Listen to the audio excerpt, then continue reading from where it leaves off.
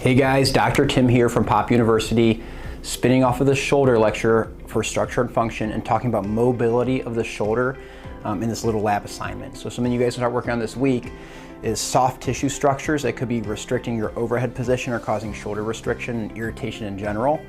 Two muscles end up being a big deal, so a bang for your buck area would be the pec and the lat. Pec can be mobilized best with a lacrosse ball. Finding anatomically your sternum through here, knowing that the pec musculature runs from here laterally all the way towards the shoulder itself.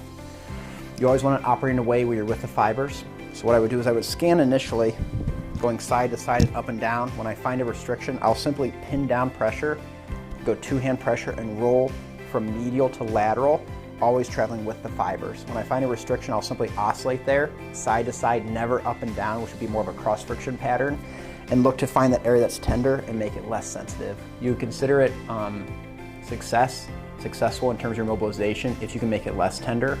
It's pretty thin tissue, so you don't need to do a lot of compression, especially thinner at the upper portion compared to the lower portion. So anything that's tender is fair game.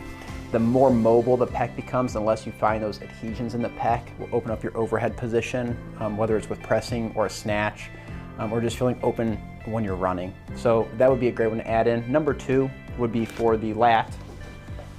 I go back to my foam roller for this. I go initially towards my thoracic spine, but then I do a rotation, probably to 45 degrees.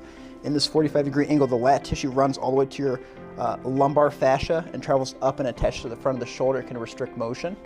If I find an area that is tight with foam rolling, what I will do is I will pin it down, the adhesion, and then I will work into flexion, a little bit of external rotation, and relax.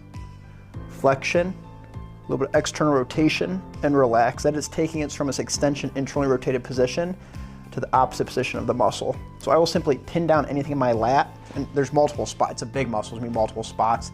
When I find it, flexion, and then my thumb is rotating out, it feels like a great stretch and a good pin and stretch technique. And I would go this probably 5 to 10 times. I would start with 5 on the conservative end and just hold for 2 seconds, very much to your tolerance, but that'd be a great way to start to reduce soft tissue restrictions related to your shoulders for both the pec and the lat. I'd start trying that out. I think you'll really benefit from it.